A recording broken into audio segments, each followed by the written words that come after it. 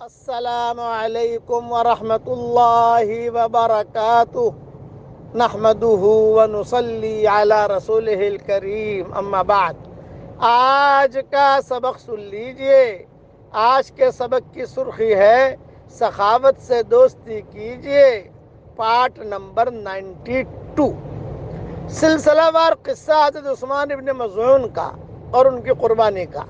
حضور صلی اللہ علیہ وسلم نے بلایا، حضرت خدیجہ بھی تھی، بھئی عثمان یہاں آؤ یہاں آؤ۔ خیر آ کر بیٹھ گئے۔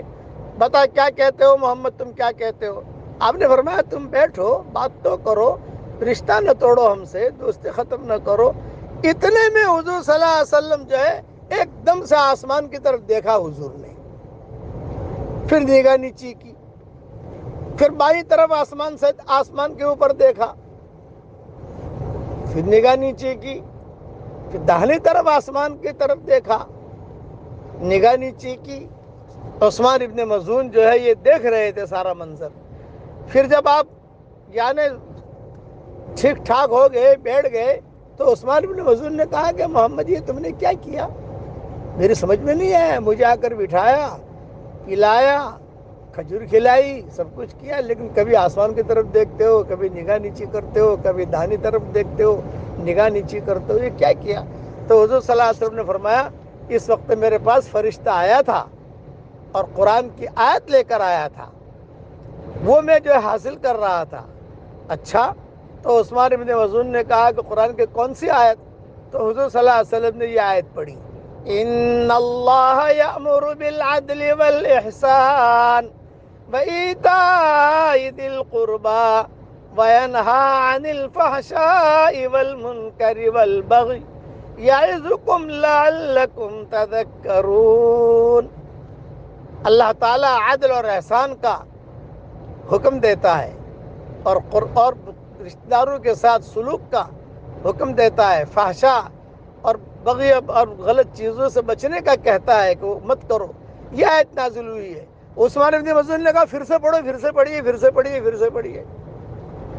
حضور نے پھر سے پڑھا، ان اللہ یأمر بالعدل والاحسان وإیتاء ذی القربى وینہی عن الفحشاء والمنکر والبغی یعظکم لعلکم تذکرون۔ بس اتنا سنتے ہی عثمان ابن مظعون نے زمین کے اوپر ایک تھپ ماری اور تھپڑ مارا اور کہا اشہد ان لا الہ الا اللہ واشہد انک رسول اللہ۔ اب اللہ کے سچے رسول ہیں، اس لیے کہ 3 باتیں کرنے کا اللہ نے کہا اور 3 باتوں سے بچنے کا اللہ نے کہا۔ یہ چیز سوائے اللہ کے اور کوئی نہیں کہہ سکتا ہے۔ یہ کہہ کر یہ عثمان بن مظعون مسلمان ہو گئے، رضی اللہ تعالیٰ عنہ بن گئے، اور حضور صلی اللہ علیہ وسلم سے کہا اب میں آپ کا ساتھ کبھی بھی نہیں چھوڑوں گا۔ بیچ میں نے آپ کا ساتھ چھوڑ دیا، وہ مجھ سے چوک ہو گئی، اب میں آپ کا ساتھ نہیں چھوڑوں گا۔ یہی عثمان ابن مظعون۔ اب حضرت خدیجہ بھی خوش ہو گئی، پرانا دوست مل گیا۔ حضور صلی اللہ علیہ وسلم کو پرانا یارانہ تھا، ماحول سے واقف تھے، حضور صلی اللہ علیہ وسلم بھی خوش ہو گئے۔ لیکن ابھی جو ہے یہ تو مسلمان ہوئے ہیں، لیکن حالات تو مکہ مکرمہ کے خرابی تھے۔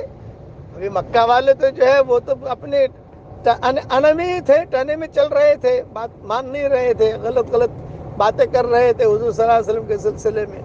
حضور صلی اللہ علیہ وسلم نے ہجرت کی، حضرت عثمان ابن مظعون نے بھی ہجرت کی۔ اب وہاں جا کر ان کا بڑا عجیب حال ہوا عثمان ابن مظعون کا۔ یہ تفصیل انشاءاللہ کل پوری کروں گا۔ اب پڑھ لیجئے میرے ساتھ، لا الہ الا اللہ العظیم الحلیم،